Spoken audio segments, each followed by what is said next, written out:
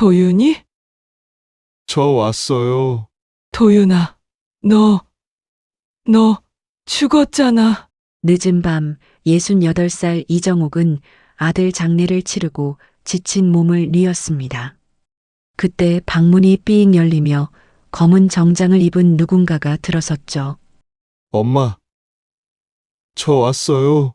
죽은 아들의 목소리였어요. 과연 돌아온 이 사람은 누구였을까요? 그리고 캄보디아에서 도윤에게 무슨 일이 있었던 걸까요? 안녕하세요. 여러분들과 함께 삶의 지혜를 나누는 주마등 인생입니다. 여러분의 구독과 좋아요, 알림 설정이 저에게 큰 힘이 됩니다.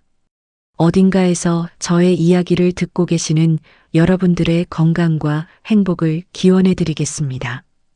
그럼 이야기 시작하겠습니다. 경상남도 작은 시골 마을 3월 초순이었습니다. 68살 이정옥은 새벽부터 밭에 나가 일했어요. 흰머리가 성성한 단발머리, 마른 체형에 눈 밑엔 짙은 피로가 새겨져 있었죠.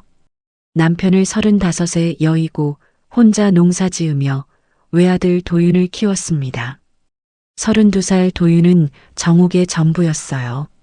도윤이만 잘 되면 돼. 정옥은 밭고랑을 매며 중얼거렸습니다. 아들이 취업이 안 돼서 힘들어하는 모습을 보면 가슴이 미어졌거든요. 오후 4시쯤 정옥은 집으로 돌아왔습니다. 핸드폰에 아들에게서 문자가 와 있었어요. 엄마, 나 캄보디아 IT 회사 합격했어. 다음 주에 출국해. 정옥은 핸드폰을 꼭 쥐었습니다. 캄보디아라니 그렇게 먼 곳을. 기쁘면서도 불안했어요.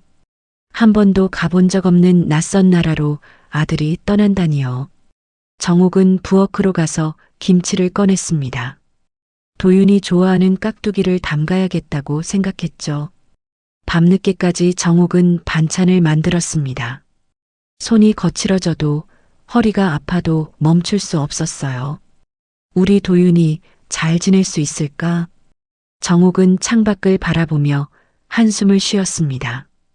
일주일 후 도윤이 시골집에 내려왔습니다. 32살 박도윤은 깔끔한 외모에 장근육 체형, 눈빛이 선한 청년이었어요. 책임감이 강하고 효심도 깊었죠. 엄마 다녀올게요. 도윤이 밝게 웃으며 말했지만 정옥은 아들의 눈빛이 어딘가 불안해 보였어요. 도윤아, 힘들면 언제든 돌아와. 알았지? 네, 엄마. 걱정 마세요. 도윤은 가방에 엄마가 싸준 반찬통을 넣었습니다. 무거웠지만 버릴 수 없었어요. 사실 도윤은 한국에서 2년 넘게 취업 준비를 했습니다. 하지만 번번이 떨어졌고 생활비 때문에 대출도 500만 원 받았어요. 이번엔 꼭 성공해야 해.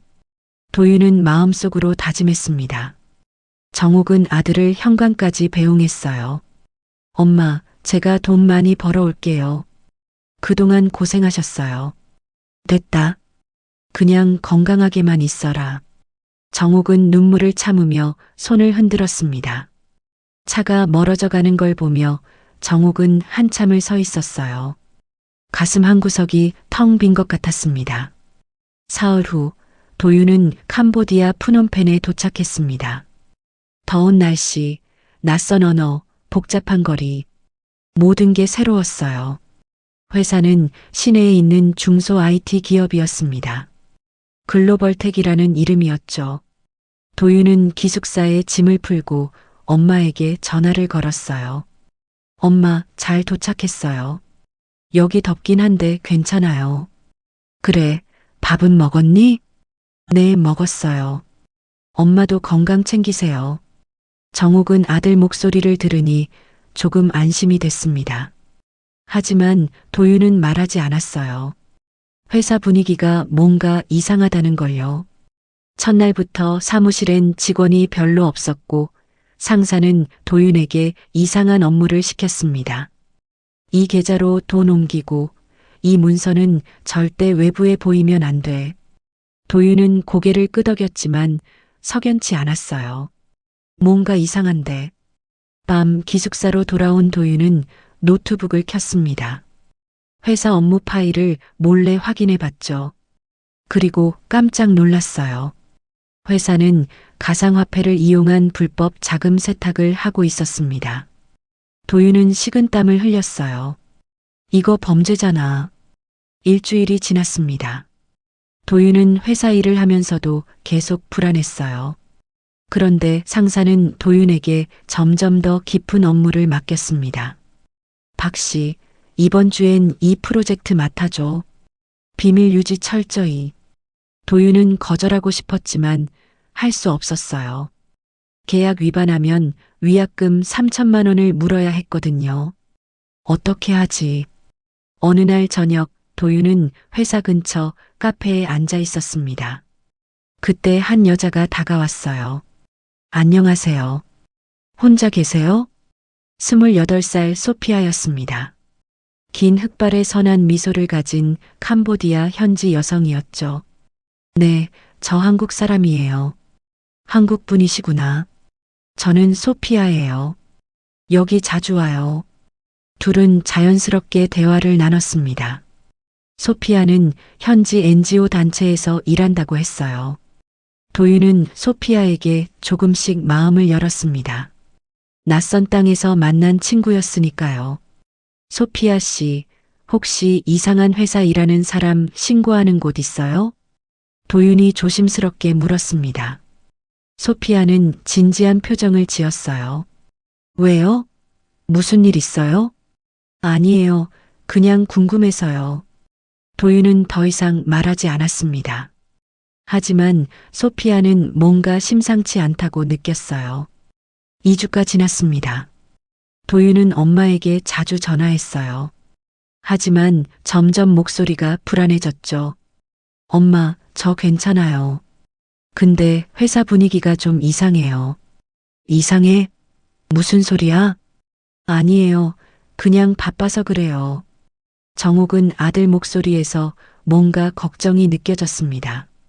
하지만 구체적으로 물어볼 수가 없었어요. 도윤은 소피아를 자주 만났습니다. 그녀는 도윤에게 위로가 됐어요. 도윤 씨, 힘들면 말해요. 제가 도와줄 수 있어요. 고마워요, 소피아 씨. 그냥 제 일이 너무 복잡해서요. 어느 날 도윤은 소피아에게 진실을 털어놨습니다. 회사가 불법 일을 하고 있어요. 저도 모르게 연루된 것 같아요. 소피아는 놀란 표정을 지었어요. 그럼 경찰에 신고해야죠. 그럴 수가 없어요. 위약금도 있고 저 한국에 빚도 있어요. 도윤은 머리를 감싸쥐었습니다. 소피아는 도윤의 손을 잡았어요. 제가 도와줄게요. 우리 함께 증거 모아요. 도윤은 고개를 끄덕였습니다. 소피아가 아니었다면 혼자서는 감당할 수 없었을 거예요.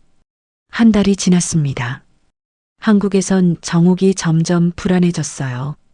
도윤의 연락이 뜸해졌거든요. 도윤아, 왜 전화를 안 받니? 정옥은 하루에 10통씩 전화를 걸었지만 도윤은 받지 않았습니다. 사실 도윤은 회사에 감시당하고 있었어요. 상사가 도윤이 뭔가 조사하고 있다는 걸 눈치챈 겁니다. 박 씨, 요새 왜 이래? 혹시 우리 회사 일 외부에 얘기했어? 아니에요. 절대 안 했습니다. 도윤은 떨리는 목소리로 부인했습니다. 하지만 상사는 믿지 않았어요. 도윤의 컴퓨터를 몰래 확인했고 도윤이 자료를 복사한 걸 알아냈죠. 이 새끼가 배신을 했어. 상사는 위층 사무실로 전화를 걸었습니다. 회사 뒤엔 더 큰 조직이 있었거든요. 바로 나 회장이라 불리는 40, 50대 한국인 남자였습니다. 그는 한국과 캄보디아를 오가며 불법 자금을 관리하는 범죄 조직의 보스였어요. 박도윤? 처리해. 나 회장의 차가운 목소리가 전화기 너머로 들렸습니다. 도윤은 그날 밤 기숙사로 돌아가지 못했어요. 회사에서 강제로 붙잡혔거든요. 이틀 후 한국 주 캄보디아 대사관에서 정옥에게 전화가 왔습니다. 여보세요. 이정옥 씨 맞으십니까? 네, 맞는데요. 대사관입니다. 아드님 박도윤 씨가 교통사고를 당하셨습니다. 정옥은 핸드폰을 떨어뜨릴 뻔했어요. 뭐라고요? 유족분께서 오셔야 할 것 같습니다. 정옥은 그 자리에 주저앉았습니다. 머릿속이 하얘졌어요. 도윤아, 우리 도윤이가. 이틀 후 정옥은 캄보디아행 비행기에 몸을 실었습니다. 가슴이 찢어질 것 같았어요. 공항에 도착하자 대사관 직원이 정옥을 맞이했습니다. 이쪽으로 오십시오. 병원으로 모시겠습니다. 정옥은 떨리는 다리로 차에 올랐어요. 푸놈펜 시내 병원 영안실이었습니다. 흰 천으로 덮인 시신이 놓여 있었어요. 확인하시겠습니까? 정옥은 천을 걷었습니다. 그리고 비명을 질렀어요. 으악! 얼굴이 심하게 손상돼 알아볼 수 없었습니다. 하지만 체격과 옷은 도윤의 것이었어요. 도윤아, 도윤아. 정옥은 시신을 끌어안고 울었습니다.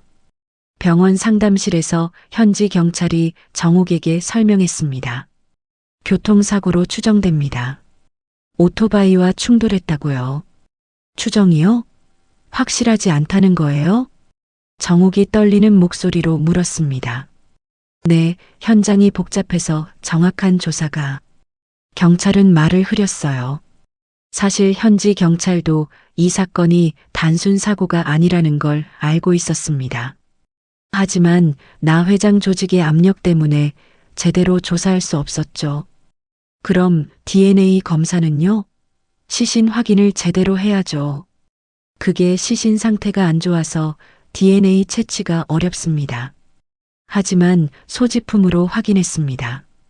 경찰은 도윤의 지갑과 핸드폰을 보여줬어요. 정옥은 지갑을 받아들었습니다. 안에는 자신이 준 가족 사진이 들어 있었어요. 도윤이 맞네, 우리 도윤이가. 정옥은 다시 한번 무너졌습니다. 대사관 직원이 조심스럽게 말했어요. 어머님, 장례 준비를 하셔야 할 것 같습니다.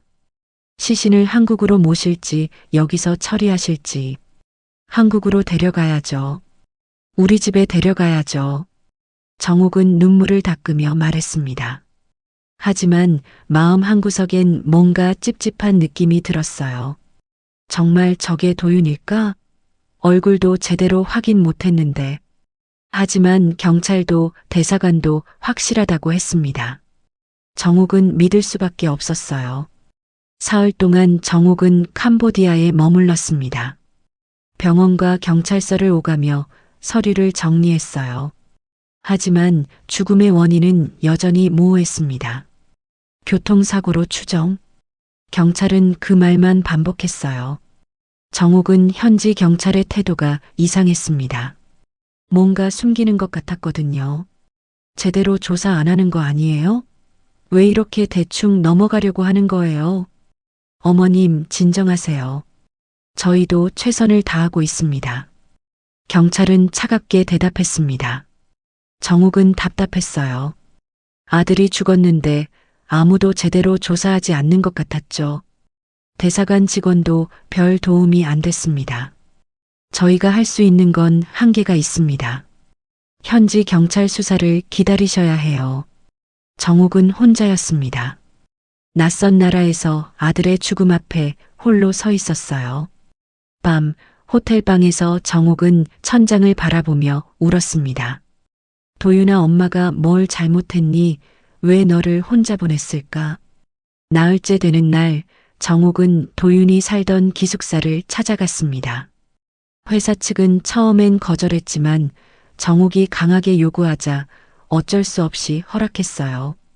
기숙사는 낡은 건물 3층이었습니다. 정옥은 떨리는 손으로 문을 열었어요. 작은 방, 침대 하나, 책상 하나. 도윤의 짐이 그대로 있었습니다. 도윤아. 정옥은 아들의 옷을 꺼내 얼굴에 묻었어요. 아들 냄새가 났습니다. 책상 서랍을 열어보니 노트 하나가 있었어요. 정옥은 노트를 펼쳤습니다. 마지막 페이지에 이렇게 적혀 있었죠. 엄마 미안해요. 제가 잘못된 곳에 왔나 봐요. 괜히 걱정만 끼쳐드렸네요. 엄마 사랑해요. 정욱은 노트를 꼭 안고 울었습니다. 도윤아, 너 뭘 그렇게 힘들어했니? 책상 위엔 USB 하나가 놓여 있었어요. 정욱은 USB를 주머니에 넣었습니다. 방을 나서는데 복도에서 누군가 서 있었어요. 긴 흑발의 여자였습니다. 소피아였죠. 당신은? 정욱이 놀라서 물었습니다. 소피아는 조심스럽게 다가왔습니다. 어머니, 저는 도윤 씨 친구예요. 소피아라고 해요. 도윤이 친구? 정욱은 소피아를 의심스럽게 바라봤어요. 네, 도윤 씨가 많이 힘들어했어요. 저한테 회사 일 얘기 좀 했었어요. 무슨 얘기를 했는데요? 소피아는 주위를 살피고는 속삭였습니다. 여기서 말하면 안 돼요. 따라오세요. 소피아는 정욱을 데리고 호텔 근처 조용한 카페로 갔어요. 둘은 구석자리에 앉았습니다. 어머니, 도윤 씨는 죽지 않았을 수도 있어요. 정욱은 깜짝 놀랐어요. 무슨 소리예요? 시신도 확인했는데 그 시신이 정말 도윤 씨예요? 얼굴도 못 알아봤잖아요. 소피아의 말에 정욱은 할 말을 잃었습니다. 사실이었거든요. 도윤 씨는 회사의 불법 거래를 알게 됐어요. 그리고 증거를 모으고 있었죠. 그걸 회사가 알았어요. 그럼 우리 도윤이가 위험에 처한 거예요? 네, 그래서 도윤 씨는 도망치려고 했어요. 마지막으로 저한테 전화했을 때 숨어야 한다고 했어요. 정욱의 가슴이 철렁 내려앉았습니다. 그럼 지금 어디 있어요? 우리 도윤이? 모르겠어요. 그 후로 연락이 끊겼어요. 하지만 저는 도윤 씨가 살아있다고 믿어요. 소피아의 눈에 눈물이 맺혔습니다. 소피아와 헤어진 후 정욱은 경찰서로 달려갔습니다. 경찰 양반, 제 아들이 살아있을 수도 있대요. 다시 조사해 주세요. 하지만 경찰은 냉담했어요. 어머님, 그 여자 말 믿지 마세요. 소피아는 미심쩍은 인물입니다. 미심쩍다니요? 도윤 씨와 자주 만났던 사람이에요. 혹시 돈 노리고 접근하는 거 아닙니까? 경찰은 소피아를 의심하며 정욱에게 접근 금지를 당부했습니다. 정욱은 혼란스러웠어요. 누구를 믿어야 할지 알 수 없었습니다. 하지만 경찰의 태도가 너무 이상했어요. 마치 사건을 빨리 덮으려는 것 같았죠. 뭔가 숨기고 있어. 정욱은 그렇게 느꼈습니다. 이틀 후 정욱은 도윤의 시신을 한국으로 모시기로 결정했어요. 관 앞에 서서 정욱은 마지막 인사를 했습니다. 도윤아, 엄마가 데리고 갈게. 집에 가자. 하지만 마음 한구석은 여전히 찝찝했어요. 정말 이게 도윤일까? 한국으로 돌아온 정욱은 시골 마을에서 장례를 치렀습니다. 사흘장이었어요. 마을 사람들이 조문을 왔습니다. 정욱아, 고생 많았다. 아들 잘 보내라. 그래, 고맙네. 정욱은 힘없이 대답했습니다. 장례식장 사진 속 도윤은 밝게 웃고 있었어요. 정욱은 사진을 보며 또 울었습니다. 도윤아, 정말 너 맞니? 정말 죽은 거니? 장례를 치르고 집으로 돌아온 날 정욱은 완전히 무너졌어요. 빈집, 아들 없는 집, 모든 게 의미 없었습니다. 차라리 나를 데려가지. 정욱은 바닥에 주저앉아 울었어요. 밤 11시쯤 정욱은 지친 몸을 이끌고 방으로 들어갔습니다. 침대에 누워 눈을 감았어요. 잠들고 싶었습니다. 영원히 잠들고 싶었죠. 그때였습니다. 삑. 방문이 열리는 소리가 들렸어요. 정욱은 벌떡 일어났습니다. 어둠 속에서 누군가 서 있었어요. 검은 정장을 입은 남자였습니다. 장례식장에서 도윤에게 입혔던 바로 그 옷이었어요. 남자는 천천히 다가왔습니다. 정욱의 심장이 미친 듯이 뛰었어요. 누구세요? 남자가 입을 열었습니다. 엄마 저 왔어요. 도윤의 목소리였습니다. 정욱은 비명을 질렀어요. 으악, 도윤아, 너 죽었잖아. 엄마, 저 죽은 거 아니에요. 남자는 한 걸음 더 다가왔습니다. 정욱은 벽에 등을 붙이고 떨었어요. 거짓말. 나 장례 치렀어. 너 관에 들어갔잖아. 엄마 제가 설명할게요. 진정하세요. 남자는 불을 켰습니다. 얼굴이 보였어요. 도윤과 똑같은 얼굴이었습니다. 정욱은 정신이 아찔했어요. 도윤아 정말 너야? 네 엄마. 저예요. 정욱은 아들에게 달려가 안았습니다. 도윤아, 살아있었구나. 엄마가. 하지만 뭔가 이상했어요. 체온은 따뜻했지만 느낌이 조금 달랐습니다. 정욱은 한 발 물러서며 아들을 자세히 봤어요. 너 정말 도윤이 맞니? 남자는 고개를 끄덕였습니다. 네, 엄마. 저 도윤이에요. 그럼 캄보디아에서 뭐가 있었던 거야? 왜 죽었다고? 엄마 앉으세요. 천천히 설명할게요. 둘은 거실로 나와 앉았습니다. 남자는 차분하게 말했어요. 회사에서 이상한 일을 봤어요. 불법 자금 세탁이었어요. 저도 모르게 연루됐죠. 그래서 제가 증거를 모으려고 했어요. 하지만 회사가 알았어요. 저를 죽이려고 했죠. 정욱은 손으로 입을 막았습니다. 그래서 도망쳤어요. 하지만 대신 다른 사람이 죽었어요. 그 사람이 제 신분으로 오인됐죠. 다른 사람? 네, 회사 동료였어요. 저랑 체격이 비슷했거든요. 그 사람이 사고로 죽고 시신이 제 이름으로 처리됐어요. 정욱은 머리가 복잡했습니다. 그럼 넌 어떻게 한국에 온 거야? 몰래 들어왔어요. 엄마를 봐야 했어요. 정욱은 아들의 손을 잡았어요. 따뜻했습니다. 정말 너 맞구나, 우리 도윤이. 하지만 여전히 뭔가 이상한 느낌이 들었어요. 말투가 미묘하게 달랐거든요. 다음 날 아침 정욱은 도윤과 함께 아침을 먹었습니다. 엄마가 해준 밥이 제일 맛있어요. 도윤은 밥을 먹으며 웃었어요. 정욱은 아들을 보며 기뻤습니다. 하지만 동시에 불안했어요. 도윤아, 그럼 이제 어떻게 할 거야? 경찰에 신고해야 하는 거 아니야? 아니요, 엄마. 신고하면 안 돼요. 왜? 신고하면 우리 둘 다 위험해요. 그 조직이 찾아올 거예요. 정욱은 두려워졌습니다. 그럼 어떻게? 일단 숨어 있어야 해요. 조용히. 오후 정욱이 밭일을 하고 돌아오는데 집 앞에 검은 승용차 한 대가 서 있었어요.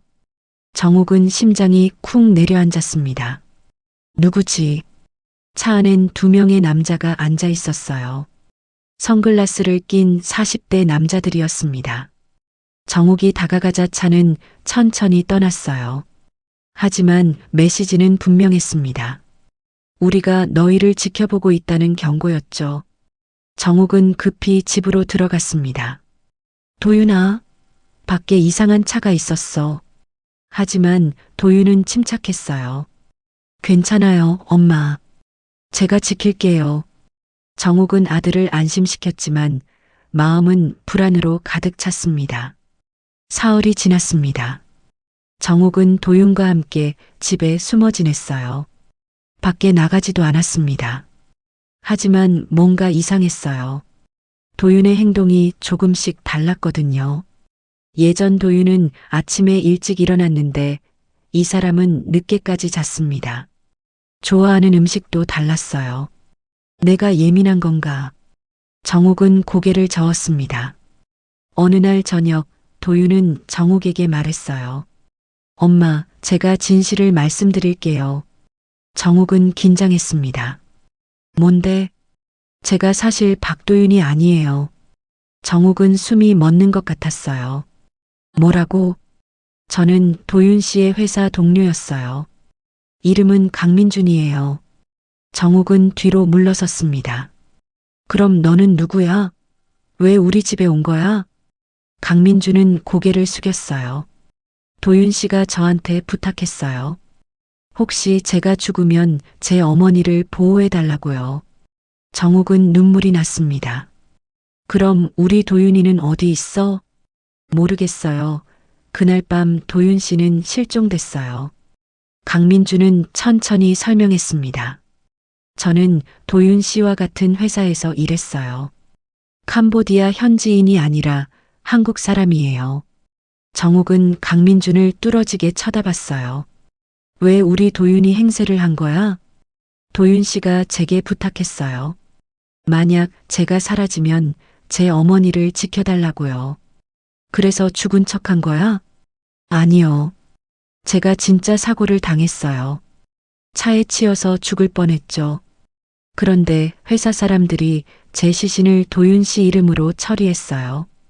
정욱은 머리가 복잡했습니다. 그럼 넌 어떻게 살아난 거야? 기적적으로 살았어요.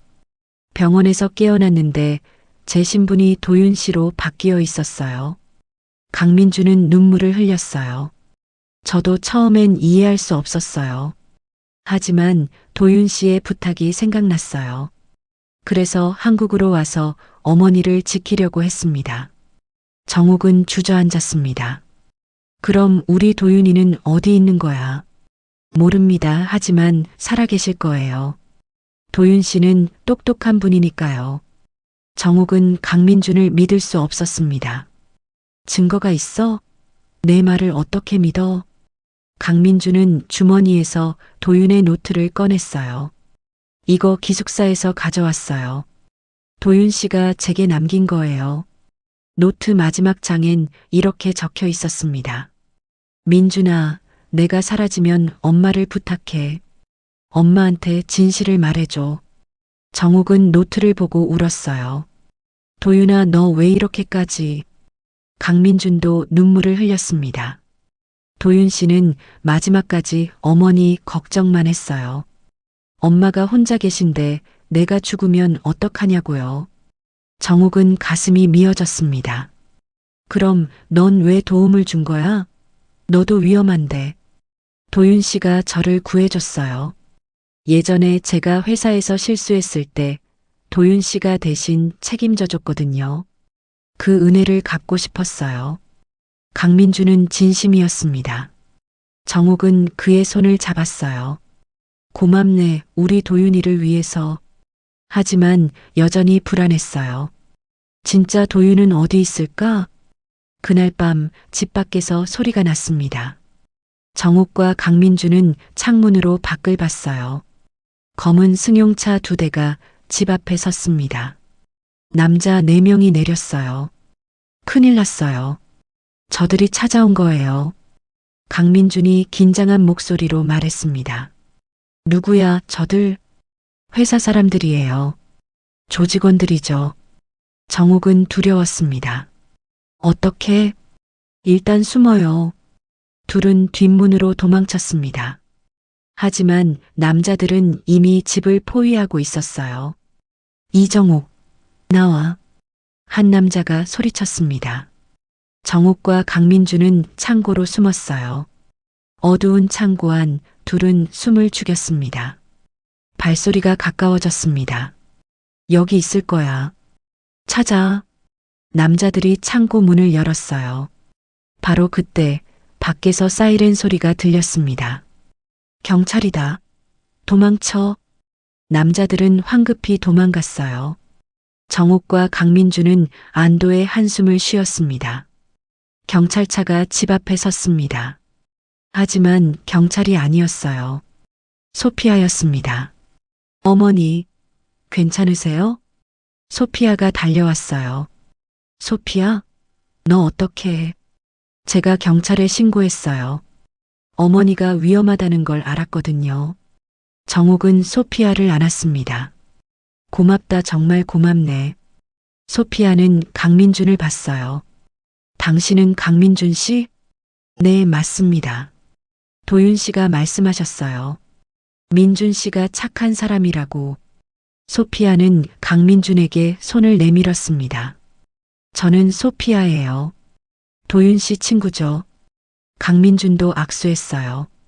반갑습니다. 도윤 씨한테 소피아 씨 얘기 들었어요. 셋은 집 안으로 들어갔습니다. 소피아가 말했어요. 어머니, 제가 중요한 걸 가져왔어요. 소피아는 가방에서 노트북을 꺼냈습니다. 도윤 씨가 남긴 파일이에요. USB에 저장돼 있었죠. 정욱은 눈을 크게 떴어요. 우리 도윤이가? 소피아는 노트북을 켜고 USB를 꽂았습니다. 파일이 열렸어요. 동영상이었습니다. 화면 속에 도윤이 나타났어요. 엄마, 이 영상을 보고 계신다면 저는 아마 사라진 후일 거예요. 정욱은 화면을 보며 눈물을 흘렸습니다. 도윤아, 엄마, 제가 회사에서 이상한 일을 봤어요. 불법 자금 세탁이에요. 저도 모르게 연루됐죠. 그래서 증거를 모았어요. 도윤은 서류를 보여줬습니다.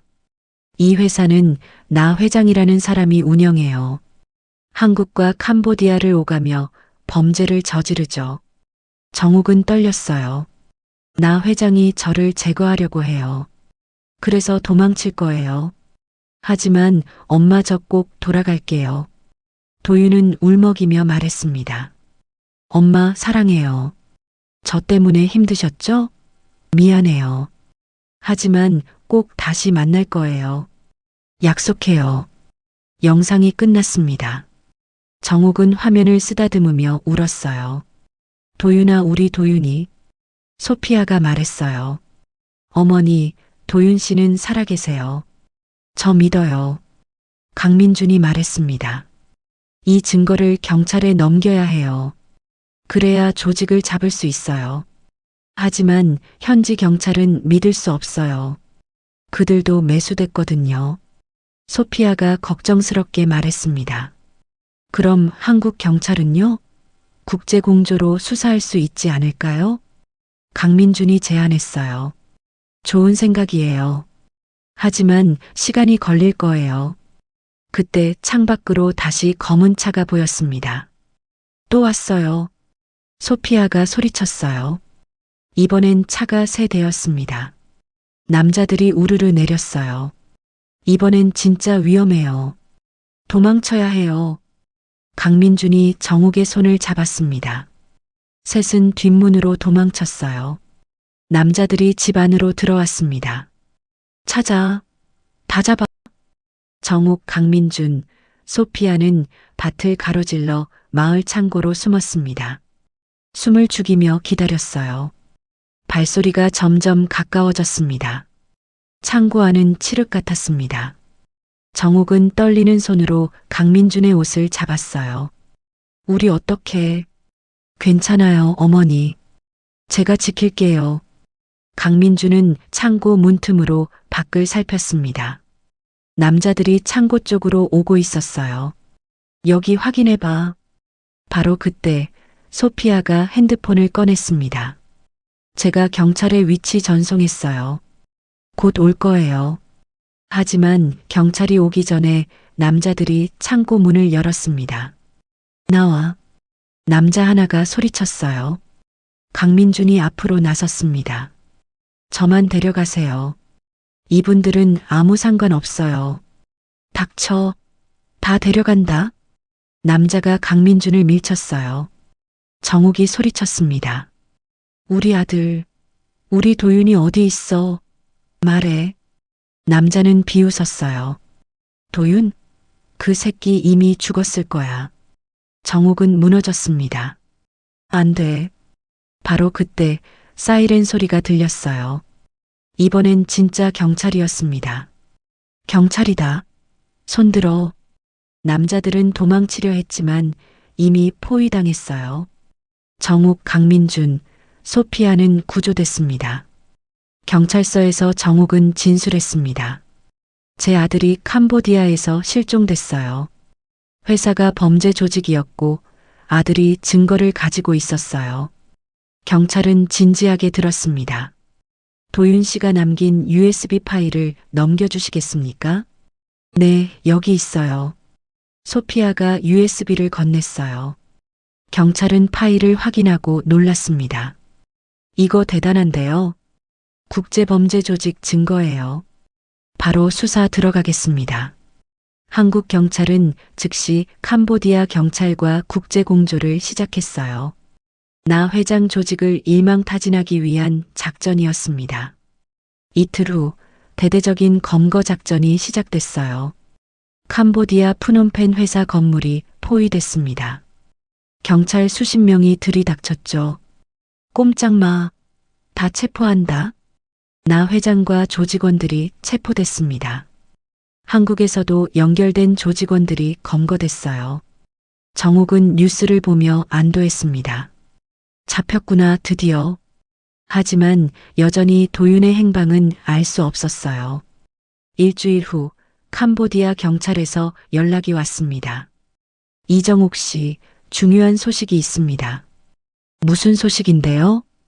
도윤 씨로 추정되는 남성이 발견됐습니다. 정욱은 심장이 멎는 줄 알았어요. 뭐라고요?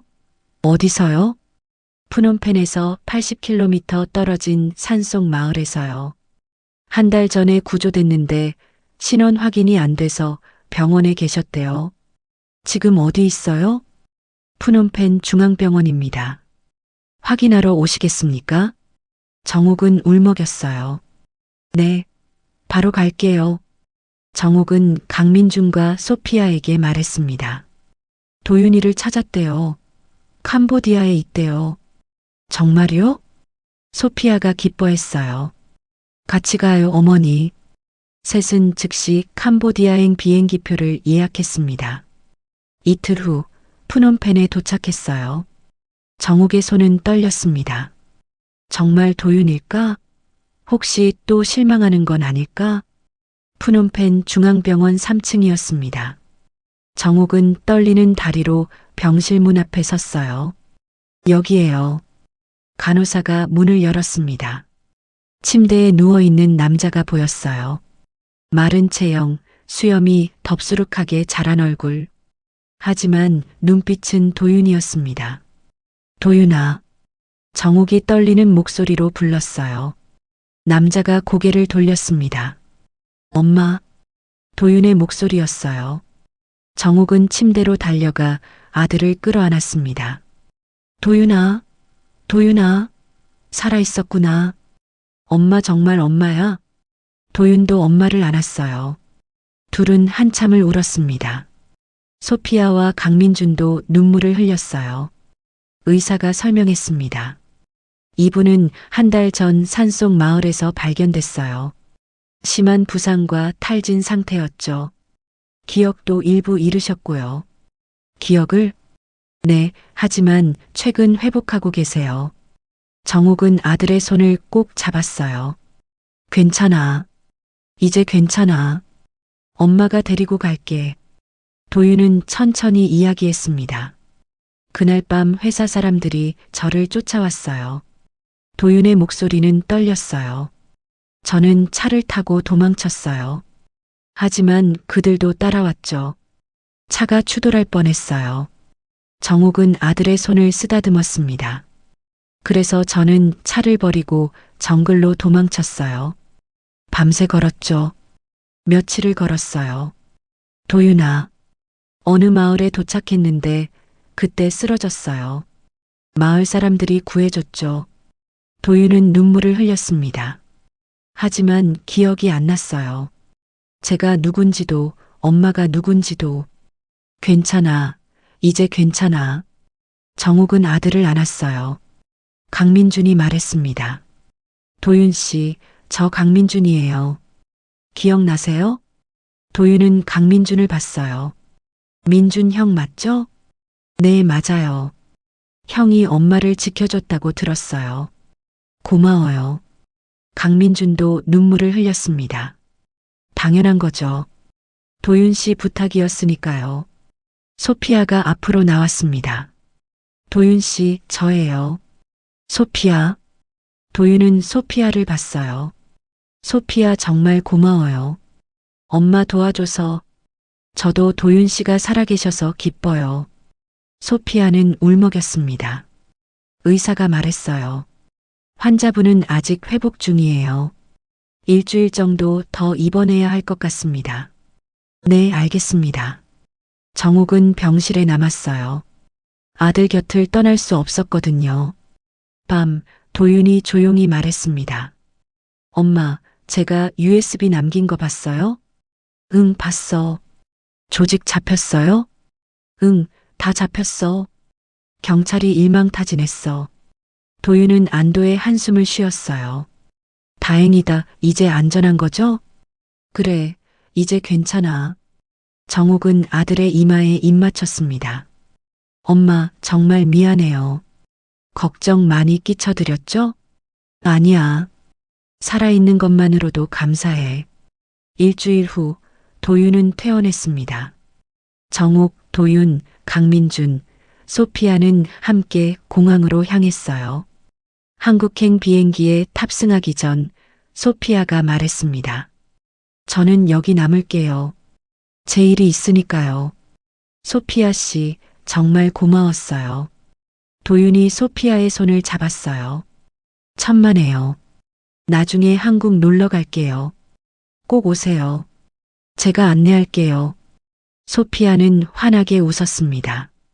정욱도 소피아를 안았어요. 고맙네, 정말. 내가 아니었으면 우리 도윤이 못 찾았을 거야. 어머니도 건강하세요. 소피아는 손을 흔들며 배웅했습니다. 비행기가 이륙했어요. 정욱은 창밖을 보며 생각했습니다. 이제 집에 가는구나. 우리 도윤이랑 함께. 비행기 안에서 도윤이 말했습니다. 엄마, 제가 한국 돌아가면 경찰에 정식으로 진술할게요. 그래, 그래야지. 그리고 새 일 찾아볼게요. 이번엔 제대로 된 회사로요. 정욱은 아들의 손을 잡았어요. 천천히 해. 건강이 먼저야. 강민준이 옆에서 말했습니다. 도윤 씨, 저도 한국에서 새로 시작하려고요. 같이 힘내요. 네, 형. 고마워요. 둘은 악수했습니다. 비행기는 한국을 향해 날아갔어요. 정욱은 눈을 감았습니다. 이제야 마음이 편안해졌어요. 우리 도윤이 살아 돌아왔다. 인천공항에 도착했습니다. 정욱, 도윤, 강민주는 함께 공항을 빠져나왔어요. 공항 밖엔 경찰이 기다리고 있었습니다. 박도윤 씨 맞으십니까? 네, 맞습니다. 저희가 보호해드리겠습니다.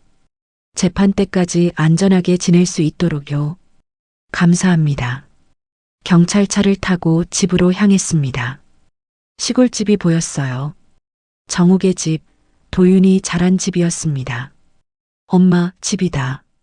도윤은 눈물을 흘렸어요. 그래, 우리 집이야. 들어가자. 셋은 집 안으로 들어갔습니다. 정욱은 부엌으로 가서 밥상을 차리기 시작했어요. 엄마가 도윤이 좋아하는 거 해줄게.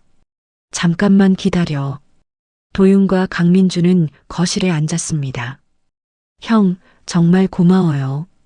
형이 없었으면 엄마가 얼마나 힘들었을까요? 아니에요. 저도 도윤 씨 덕분에 많이 배웠어요. 가족이 얼마나 소중한지요.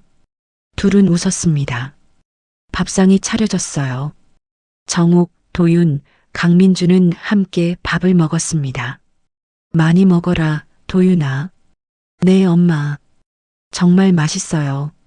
정욱은 아들을 보며 행복했습니다. 이제 다시 시작이야. 우리 도윤이랑 함께. 한 달이 지났습니다. 도윤은 경찰 조사에 적극 협조했어요. 나 회장 조직 재판에서 증인으로 나섰습니다. 법정에서 도윤은 당당하게 증언했어요. 이 회사는 불법 자금 세탁을 했습니다. 저도 모르게 연루됐고 조직은 저를 제거하려 했습니다. 나 회장은 징역 15년을 선고받았어요. 다른 조직원들도 모두 처벌받았습니다. 재판이 끝나고 도윤은 법원 밖에서 기자들을 만났어요. 박도윤 씨, 소감 한 말씀 부탁드립니다. 정의가 승리했다고 생각합니다. 저를 도와주신 모든 분들께 감사드립니다. 정옥은 아들 옆에서 자랑스럽게 서 있었어요. 집으로 돌아오는 길, 도윤이 말했습니다. 엄마, 이제 정말 끝난 거죠? 그래, 이제 평화롭게 살 수 있어. 정옥은 아들의 손을 꼭 잡았습니다. 2달 후, 도윤은 서울에 있는 IT 회사에 취직했습니다. 이번엔 제대로 된 회사였어요. 정직하고 투명한 곳이었죠. 엄마, 저 회사 다니기 시작했어요. 도윤이 전화로 기쁘게 말했습니다. 그래, 잘 됐다. 몸 조심하고. 네, 엄마도 건강하세요. 정옥은 아들이 새 출발을 해서 기뻤어요. 강민준도 한국에서 새 일을 찾았습니다. 작은 스타트업 회사에 들어갔어요. 도윤 씨, 저도 취직했어요. 축하해요, 형. 둘은 가끔 만나서 밥을 먹었습니다. 이제 진짜 형제 같은 사이가 됐어요.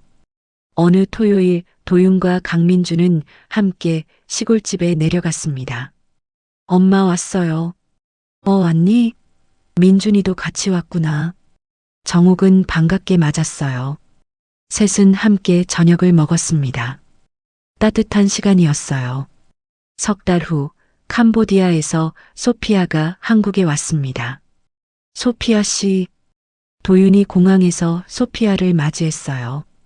도윤 씨, 오랜만이에요. 잘 오셨어요. 제가 안내할게요. 도윤은 소피아를 시골집으로 데려갔습니다. 정옥은 소피아를 반갑게 맞았어요.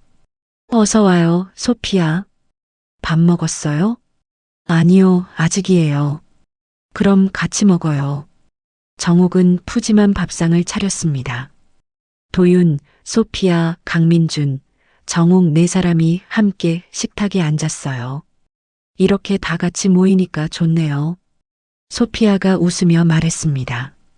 그러게요. 우리가 이렇게 모일 줄 누가 알았겠어요. 도윤도 웃었어요. 정옥은 4사람을 보며 행복했습니다. 다들 고맙네. 너희가 없었으면 우리 도윤이 못 찾았을 거야. 어머니, 저희도 도윤 씨 덕분에 많이 배웠어요. 강민준이 말했습니다.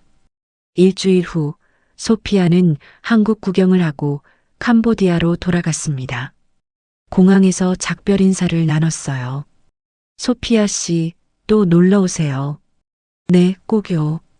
도윤 씨도 캄보디아에 놀러 오세요. 그럴게요. 소피아는 손을 흔들며 출국장으로 들어갔습니다. 도윤은 소피아가 사라질 때까지 지켜봤어요. 마음 한구석이 따뜻해졌습니다. 좋은 친구들이 생겼구나. 집으로 돌아오는 길, 도윤은 엄마에게 전화했어요. 엄마, 소피아 씨 잘 보냈어요. 그래, 조심히 들어와라. 네, 곧 갈게요. 도윤은 버스를 타고 시골집으로 향했습니다. 밤 집에 도착했어요. 정옥은 현관에서 아들을 맞이했습니다. 들어와라. 저녁 먹었니? 네, 먹었어요. 둘은 거실에 앉아 차를 마셨어요. 도윤아, 너 이제 정말 괜찮은 거지? 네, 엄마. 이제 괜찮아요. 정옥은 안도했습니다. 6개월이 지났습니다. 도윤은 회사에서 승진했어요. 프로젝트 팀장이 됐습니다. 엄마, 저 승진했어요. 정말? 축하한다. 정옥은 기뻤어요. 도윤은 회사에서 인정받았습니다. 성실하고 책임감 있는 직원으로 평가받았죠. 어느 날 도윤은 회사 동료들에게 자신의 이야기를 했어요. 제가 캄보디아에서 힘든 일을 겪었어요. 하지만 가족과 친구들 덕분에 살아났습니다. 동료들은 감동했습니다. 대단하시네요, 도윤 씨. 아니에요. 저 혼자 한 게 아니에요. 주변 분들이 도와주셨어요. 도윤은 겸손했습니다. 주말 도윤은 시골집에 내려갔어요. 강민준도 함께였습니다. 엄마 왔어요. 어서 와라. 밥 차려놨어. 셋은 함께 저녁을 먹었습니다. 민준아, 요새 회사 어때? 정욱이 강민준에게 물었어요. 좋아요, 어머니. 재미있게 일하고 있어요. 다행이다. 정욱은 두 아들을 보며 흐뭇했습니다. 1년이 지났습니다. 봄이 왔어요. 정욱의 집 마당엔 목련꽃이 활짝 폈습니다. 도윤은 이제 33이었어요. 회사에서 안정적으로 일하고 있었죠.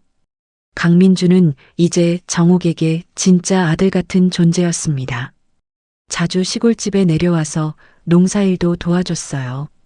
어느 토요일 도윤과 강민주는 함께 밭일을 했습니다. 형, 이거 어떻게 하는 거예요? 이렇게 하는 거야. 강민준이 도윤에게 가르쳐 줬어요. 정욱은 마당에서 두 사람을 보며 웃었습니다. 도윤아, 민준아, 물 가져왔다. 네, 엄마. 셋은 나무 그늘 아래 앉아 물을 마셨어요.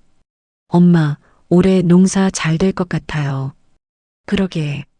너희 덕분이야. 정욱은 두 아들의 손을 잡았습니다. 엄마, 우리 이렇게 계속 함께 있을 수 있죠? 도윤이 물었어요. 그럼 당연하지. 정욱은 환하게 웃었습니다. 저녁, 셋은 마당에 앉아 하늘을 봤어요. 별이 총총히 빛나고 있었습니다. 엄마, 별 진짜 많다. 그러게. 도시에선 볼 수 없는 거지. 도윤은 하늘을 보며 생각했습니다. 저 별들 중 하나가 나를 지켜줬나 봐. 강민준도 조용히 말했어요. 어머니, 저 정말 행복해요. 이렇게 가족이 생겨서요. 민준아, 너도 내 아들이야. 알지? 네, 어머니. 감사해요. 강민주는 눈물을 흘렸습니다.